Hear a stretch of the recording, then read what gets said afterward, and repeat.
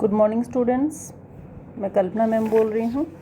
आज हम class 7th का लेसन 5 शुरू करेंगे, ऊष्मा एवं ताप। इस लेसन के अंदर हम पढ़ेंगे ताप का मापन, ऊष्मा का मापन एवं निर्भरता, ऊष्मा स्थानांतरण की विधियाँ, ऊष्मा चालन के आधार पर पदार्थों का वर्गीकरण, ऊष्मा के सापेक्ष अवस्था परिवर्तन, क्वथनांक एवं गलनांक किसको कहते हैं, और दैनिक जीवन में ऊष्मा का प्रभाव तथा वस्तुओं पर ऊष्मा के प्रभाव का उपयोग।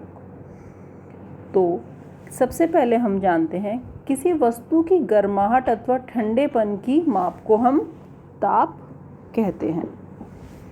ताप का मापन किस तरीके से करते हैं? ताप के मापन के लिए तापमापी या थर्मामीटर द्वारा, डॉक्टरी थर्मामीटर द्वारा और थर्मामीटर से हम जब टेम्परेचर नापते हैं। तो पहले हम एक एक्सपेरिमेंट देख लेते हैं। हमने 3 बीकर लिए, 3 बीकर हम ले लेंगे। पहले बीकर में हम बर्फ़ का पानी लेंगे, सेकंड बीकर में हमने गर्म पानी लिया और तीसरे बीकर में हमने नॉर्मल पानी लिया। तो पहले बीकर में हम एक हाथ डालेंगे बर्फ़ वाले में, दूसरे में गर्म पानी में हम दूसरा हाथ डालेंगे और तीसरा बीकर भी ऐसे रहने देंगे। फिर हम क्या करेंगे कि पहले वाला हाथ और दूसरे वाला हाथ निकाल के हम तीसरे वाले बीकर में डाल लेंगे जिसमें नॉर्मल पानी था। तो जो हमने पहले बर्फ़ वाले पानी में डाला हुआ था वो उसको हम जब हम डालेंगे तो वो हमें गर्म लगेगा, और जब हम गर्म पानी वाला हाथ इसमें नॉर्मल में डालेंगे तो ये पानी हमको ठंडा लगेगा। तो इससे हम क्या जानते हैं कि यदि कोई वस्तु हमारे शरीर से गर्म है तो वो हमको गर्म प्रतीत होगी, और यदि कोई वस्तु हमारे शरीर से ठंडी है तो वो ठंडी प्रतीत होगी। हमारी इंद्रियों द्वारा वस्तु का ताप अथवा गर्माहट अथवा ठंडेपन का अनुभव विश्वसनीय नहीं है, मतलब कि कोई पक्का नहीं है, इससे कोई पक्का टेम्परेचर नहीं आता है। इसलिए किसी वस्तु के ठंडेपन अथवा गर्माहट का सही मापने के लिए भौतिक राशियों द्वारा जो विधियां बनाई गई हैं उसको ही हम ताप का मापना कहते हैं। तो वही हम थर्मामीटर द्वारा नापते हैं, डॉक्टरी थर्मामीटर द्वारा नापते हैं, और थर्मामीटर से जो हम फीवर हो जाता है वो टेम्परेचर नापते हैं। तो उसके लिए हमारा एक फॉर्मूला होता है जिसको जो प्रयोगशाला में थर्मामीटर नापा जाता है, C/100 = F-32/180, या सेल्सियस C/5 = F-32/9। इसके ऊपर हमारे न्यूमेरिकल्स भी हैं। तो तापमापीय थर्मामीटर क्या होता है? तापमापीय थर्मामीटर वह यंत्र है जो ताप मापने में प्रयुक्त होता है। दैनिक जीवन में प्रयोग के आधार पर यह 2 प्रकार का होता है, एक तो डॉक्टरी थर्मामीटर हो गया और एक प्रयोगशाला थर्मामीटर। तो सबसे पहले हम देखेंगे डॉक्टरी थर्मामीटर। डॉक्टरी थर्मामीटर में 35 डिग्री सेल्सियस से 42 डिग्री सेल्सियस तक चिन्ह होते हैं, जिससे कि हम घर में फीवर नापते हैं अपना, वो वाला थर्मामीटर होता है। तथा बल्ब के पास कुछ मुड़ी होती है ना, उसकी लास्ट वाला पॉइंट कुछ मुड़ा हुआ होता है, जिसके कारण बुखार नापने के बाद तापमापी मुंह से निकालने के बाद भी पारा अपने आप नीचे नहीं आता और रीडिंग लेने में हमें आसानी होती है। तो आजकल जो है डिजिटल थर्मामीटर का उपयोग भी होने लगा है, जिसमें टेम्परेचर सीधे अंकों में दिखता है, मतलब कि उसमें लिखा हुआ होगा कि कितने डिग्री सेल्सियस या कितना फ़ारेनहाइट, कितना हमको फीवर है। स्वस्थ मनुष्य के शरीर का ताप क्या होता है? 37 डिग्री सेल्सियस या 98.6 फ़ारेनहाइट होता है। ये आप लोग को याद रखना है कि स्वस्थ मनुष्य के शरीर का टेम्परेचर 37 डिग्री सेल्सियस होता है, और यह फ़ारेनहाइट 98.6 डिग्री फ़ारेनहाइट होता है। ऐसे ही अब हम आगे देखते हैं कि थर्मामीटर से ताप मापना। थर्मामीटर से हम कैसे मापेंगे? सबसे पहले 2 बड़े चिन्हों के बीच ताप का अंतर हम नोट कर लेंगे, ठीक है। यदि 2 बड़े चिन्हों के बीच 1 डिग्री का अंतर है तथा इन चिन्हों के बीच 5 बराबर भाग हैं तो एक छोटे खाने का मान हमारा होगा 0.2 डिग्री सेल्सियस। उपयोग करने से पहले थर्मामीटर को हम अच्छी प्रकार वॉश कर लेंगे धोने के लिए किसी एंटीसेप्टिक लिक्विड का प्रयोग करेंगे, है ना। और थर्मामीटर को कसकर हाथ में पकड़ें और झटके देकर पारे को 35 डिग्री सेल्सियस के निशान से हम नीचे ले आएंगे और अब उसको हम अपनी जीभ के नीचे रख लेंगे। इस तरीके से हम थर्मामीटर से टेम्परेचर ले लेंगे। लेकिन थर्मामीटर से टेम्परेचर लेने के लिए हमें कुछ सावधानियां भी रखनी चाहिए। पहली सावधानी क्या है? थर्मामीटर को पढ़ते समय पारे का तल दृष्टि रेखा की सीध में होना चाहिए, मतलब कि लेवल में होना चाहिए। और थर्मामीटर किसी कठोर वस्तु से नहीं टकराना चाहिए, नहीं तो हमारा थर्मामीटर टूट जाएगा। थर्मामीटर का उपयोग करते समय बल्ब को हाथ से नहीं पकड़ना चाहिए। और डॉक्टरी थर्मामीटर का उपयोग मनुष्य के शरीर के ताप के मापन के अलावा कहीं और नहीं करना, सिर्फ ये हमारे ह्यूमन बीइंग में ही यूज़ होगा, यानी कि हम किसी और के साथ भी इसका यूज़ करें। तो हमने ये देख लिया कि थर्मामीटर से हम टेम्परेचर कैसे लेंगे। फॉर्मूला हमने देख लिया ये वाला। अब आती है हमारी ऊष्मा की अभिधारणा कि ऊष्मा जो है एक प्रकार की ऊर्जा है। ऊष्मा एक प्रकार की ऊर्जा है जिसका प्रवाह अधिक ताप से कम ताप की वस्तु की ओर होता है। ऊष्मा का मात्रक क्या है? ऊष्मा का मात्रक कैलोरी होता है। 1 calorie is equal to 4.18 joule. 1 kilo calorie is equal to 1000 calorie is equal to 4.18 into 10⁻³ joule. ये हो गया। तो किसी ऊष्मा एक प्रकार की ऊर्जा है जिसका प्रवाह अधिक ताप से कम ताप की वस्तु की ओर होता है। जैसा कि इसको हम उदाहरण द्वारा भी देख सकते हैं कि एक बर्तन में ठंडा पानी लेकर प्रयोगशाला तापमापी से उसका हम टेम्परेचर लें, मतलब उसका टेम्परेचर हम लें, तो क्या करेंगे? धातु के एक टुकड़े को गर्म करके ठंडे पानी में डाल देंगे। कुछ समय बाद हम क्या देखेंगे? तापमापी से उसका टेम्परेचर देखेंगे। हम देखते हैं कि दूसरी बार पानी का ताप बढ़ गया, जिससे तापमापी का पाठ्यांक बढ़ जाता है। तो इससे स्पष्ट होता है कि ऊष्मा एक प्रकार की ऊर्जा है जिसका प्रवाह अधिक ताप से कम ताप की ओर होता है। ये हमको समझ में आ गया। इसके बाद हमने देख लिया ऊष्मा का मात्रक क्या होता है? 1 कैलोरी होता है। 1 calorie is equal to 4.18 joule. ठीक है।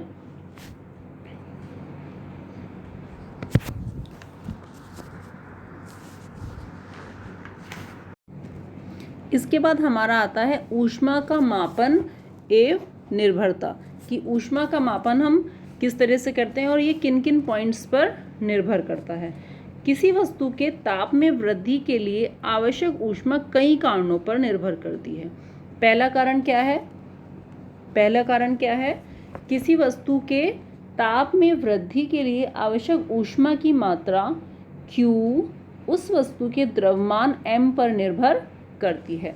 इसलिए हमारा हो गया Q जो है m के अनुक्रमानुपाती होगा। Q ऊष्मा है और m हो गया वस्तु का द्रव्यमान। सेकंड होता है ऊष्मा की मात्रा Q वस्तु के तापांतर डेल्टा T पर निर्भर करती है। तो Q अनुक्रमानुपाती हो गया डेल्टा T के। Q अनुक्रमानुपाती हो गया डेल्टा T के। किसी पदार्थ को निश्चित ताप पर गर्म करने के लिए आवश्यक ऊष्मा की मात्रा वस्तु के द्रव्यमान, तापांतर तथा विशिष्ट ऊष्मा पर निर्भर करती है। तो हमारा फॉर्मूला हो जाएगा Q equal to M into S into delta T। यहाँ पे S क्या है? S है हमारी विशिष्ट ऊष्मा। तो S इक्वल टू क्या होगा? Q upon M delta T। अतः किसी पदार्थ की विशिष्ट ऊष्मा की वह मात्रा है जो उस वस्तु के एकांक द्रव्यमान के ताप में 1 डिग्री सेल्सियस तक परिवर्तन के लिए आवश्यक होती है। ठीक है। तो किसी पदार्थ की विशिष्ट ऊष्मा हमने देख ली कि क्या होती है। विशिष्ट ऊष्मा का मात्रक क्या हो गया हमारा? S equal to Q upon M delta T। अब इसके बाद हम पढ़ेंगे ऊष्मा स्थानांतरण की विधियाँ। ऊष्मा स्थानांतरण मतलब कि एक स्थान से दूसरी जगह ऊष्मा किस तरीके से जाती है। जैसे हम जब खाना बनाते हैं, भगोने में हमारा चमचा रखा हुआ है या हम दूध गर्म कर रहे हैं, चमचा रखा हुआ है, डाला हुआ है हमने, तो धीरे धीरे क्या होता है, वो चमचे का दूसरा वाला सिरा भी गर्म हो जाता है। तो वो किस तरीके से गर्म होता है, वो है ऊष्मा का स्थानांतरण। वो किस प्रकार गर्म हुआ, तो वही है ऊष्मा का स्थानांतरण। तो ये कितनी विधियों द्वारा होता है, चालन द्वारा, संवहन द्वारा और विकिरण द्वारा।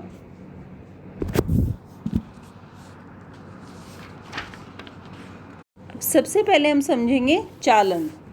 चालन किसे कहते हैं, चालन या कंडक्शन। चालन में क्या होता है, एक स्टील के चम्मच का एक सिरा बीकर के उबलते हुए जल में रखेंगे। एक बीकर में पानी उबल रहा है, उसमें एक स्टील का चमचा हमने रख दिया, ठीक है। अब चम्मच के दूसरे सिरे को हाथ से पकड़े रहेंगे। क्या होता है, धीरे धीरे दूसरा वाला सिरा भी गर्म हो जाता है। तो इस प्रकार ऊष्मा अधिक ताप से कम ताप के सिरों तक पहुंच जाती है और कुछ समय बाद चम्मच का दूसरा सिरा भी गर्म हो जाता है। तो ऊष्मा संचरण की इस विधि को हम क्या कहते हैं, चालन कहते हैं। अब दूसरा क्या आता है हमारा, संवहन। दूसरा आता है हमारा संवहन या कन्वेक्शन। संवहन में क्या होता है, संवहन, इसमें ऊष्मा का स्थानांतरण गर्म भाग से ठंडे भाग की ओर अणुओं की गति के कारण होता है। संवहन में क्या होगा, इसमें ऊष्मा का स्थानांतरण गर्म भाग से ठंडे भाग की ओर अणुओं की गति के कारण होगा, इसलिए हम उसको संवहन कहेंगे। तो संवहन धाराओं का कुछ दैनिक जीवन में उपयोग क्या क्या है, जैसे इसको हम उदाहरण द्वारा समझें। घरों तथा कारखानों से निकलने वाला धुआं तथा गर्म गैस संवहन धाराओं के कारण ऊपर उठकर चिमनी द्वारा बाहर निकल जाती है। जैसे कारखानों से जो धुआं होता है वो निकलकर ऊपर एनवायरनमेंट में पहुंच जाता है, तो वो भी एक संवहन द्वारा ही होता है। और जब हम सांस लेते हैं, श्वसन क्रिया में निकली वायु सामान्य वायु की तुलना में गर्म होती है ना, नम तथा कम घनत्व वाली होती है। ये ऊपर उठकर छत के पास दीवार में बने रोशनदान से बाहर निकल जाती है। कमरे तथा हॉल से गर्म वायु निकालने के लिए छत के पास दीवार में बने गोलाकार छेद में एग्जॉस्ट फैन लगा होता है। जैसे हम किचन में काम करते हैं तो वहाँ पे भी एग्जॉस्ट फैन लगाते हैं ना, गर्म हवा हल्की होती है और वो ऊपर जाकर एग्जॉस्ट फैन के द्वारा बाहर निकल जाती है। तो इन प्रोसेस को कहते हैं संवहन। ये सारा काम किसके द्वारा होता है, संवहन के द्वारा। अब तीसरा हमारा आता है विकिरण। तीसरा आता है विकिरण या रेडिएशन। इसमें क्या होता है, यह ऊष्मा संचरण की तीसरी विधि है जिसमें ऊष्मा का स्थानांतरण एक स्थान से दूसरे स्थान तक बिना किसी माध्यम के होता है। इसमें हमें कोई मीडियम की ज़रूरत नहीं है। तो स्थानांतरण की इस विधि को हम क्या कहते हैं, विकिरण कहते हैं। इस विधि द्वारा किसी गर्म वस्तु से अपने चारों ओर ऊष्मा की किरण उसी प्रकार फैलती है जिस प्रकार विद्युत बल्ब या जलती हुई मोमबत्ती से प्रकाश की किरणें फैलती हैं। जैसे ये हमारी एक मोमबत्ती है, तो इससे प्रकाश कैसे फैलता है, इस तरीके से फैलेगा ऐसे। तो ये होता है हमारा रेडिएशन। ये हमारा हो गया रेडिएशन। तो हमने 3 पढ़ लिए, चालन, संवहन और विकिरण।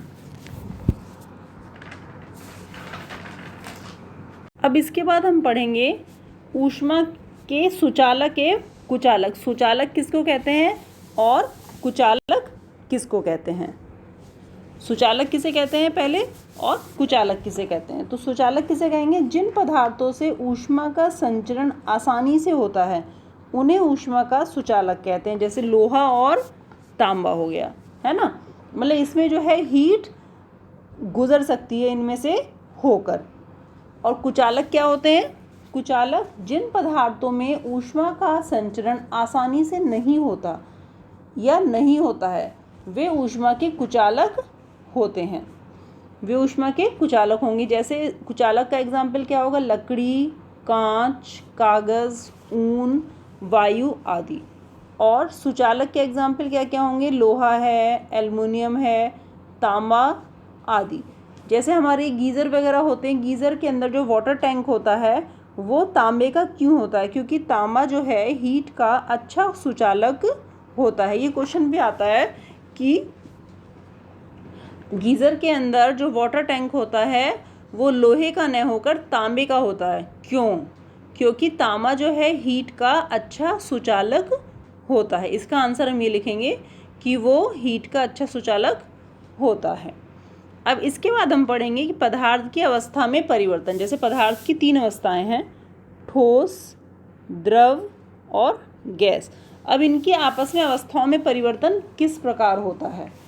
ऊष्मा देकर किसी पदार्थ की अवस्था में परिवर्तन किया जा सकता है। जैसे हम बर्फ़ को गर्म करें, बर्फ़ गर्म करने पर क्या होगी, जल में बदलेगी, और जल को गर्म करेंगे तो वो वाष्प में बदलेगी।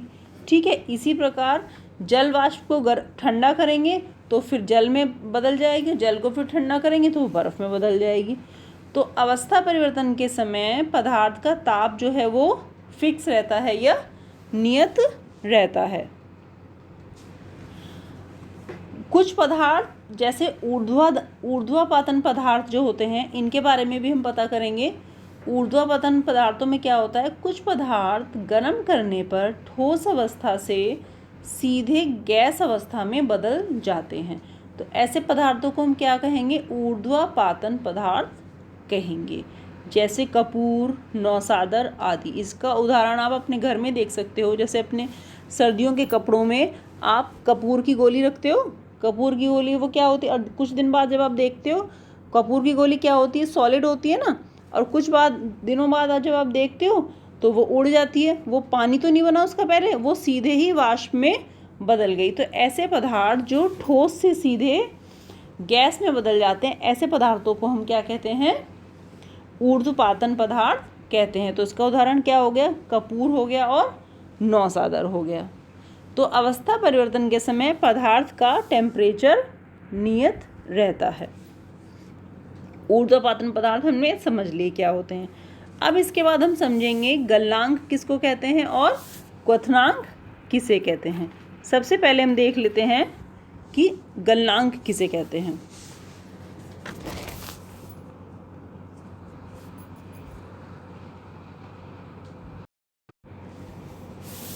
अब सबसे पहले हम पढ़ेंगे गलनांक किसे कहते हैं। गलनांक हमारे पिछले पेज पर था, उसको हम पहले समझ लेते हैं।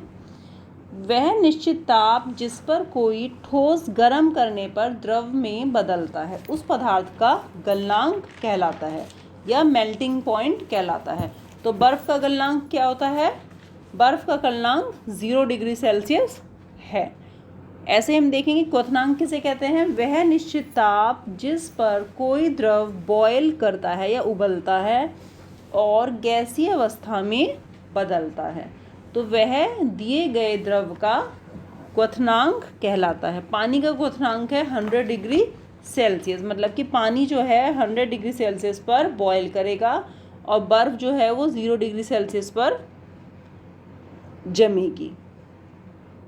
ठीक है, बर्फ़ जो है 0 डिग्री सेल्सियस पर जमेगी और पानी कितने टेम्परेचर पर बॉयल करेगा, 100 डिग्री सेल्सियस पर बॉयल करेगा। इसके बाद अब हम देखते हैं ऊष्मा का प्रभाव, मतलब ऊष्मा से क्या क्या चेंजेस होते हैं। किसी पदार्थ को ऊष्मा देने पर निम्न चेंजेस होते हैं। पहला होगा पदार्थ के ताप में वृद्धि होगी। किसी भी वस्तु को जब हम गर्म करेंगे तो पदार्थ के ताप में वृद्धि होगी। दूसरा, पदार्थ की अवस्था में भी चेंज होगा। तीसरा, पदार्थ में प्रसार होगा, पदार्थ में प्रसार होगा।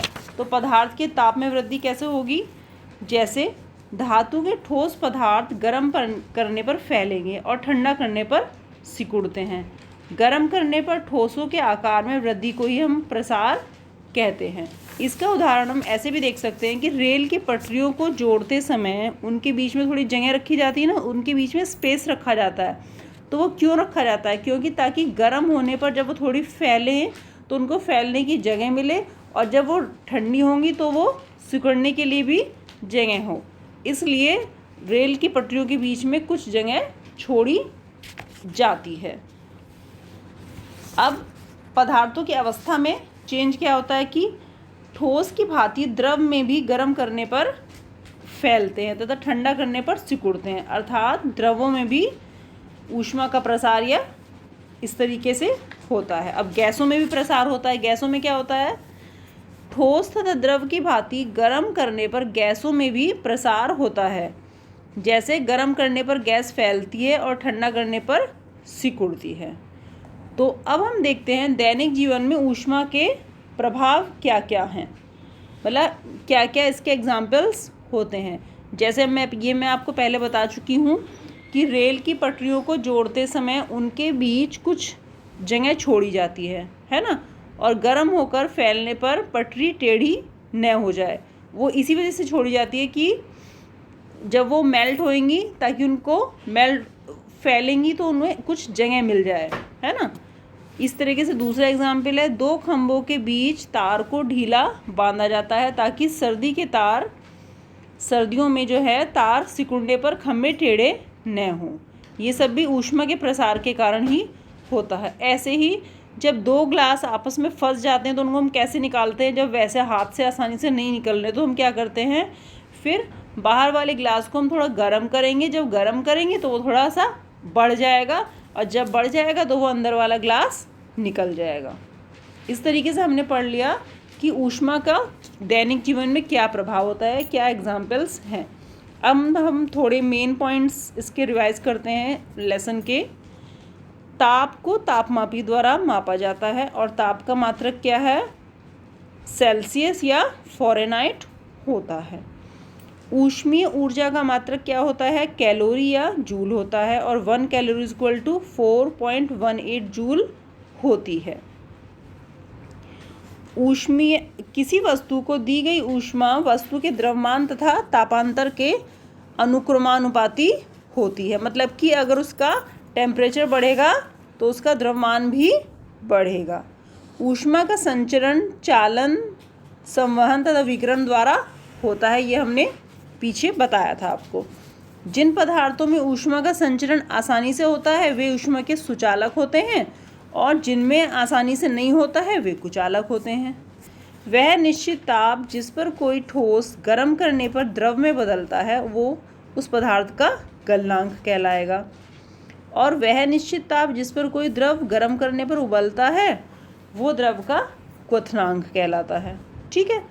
ठोस, द्रव तथा गैस को गर्म करने पर उनमें प्रसार भी होता है, मतलब वो फैलती हैं, जिसका हमने उदाहरण अभी देख लिया कि जैसे रेल की पटरियों के बीच में हम जगह क्यों छोड़ते हैं, क्योंकि जब वो गर्म होकर फैलती हैं तो वो तिरछी न हो, क्योंकि अगर हम उनके बीच में जगह नहीं स्पेस नहीं छोड़ेंगे तो वे तिरछी हो जाएंगी। तो इस तरीके से हमारे चैप्टर कंप्लीट होता है, और आशा है आपको अच्छे से समझ में आ गया होगा, और जब आप इसको रिवाइज़ करेंगे तो और अच्छे से समझ में आ जाएगा।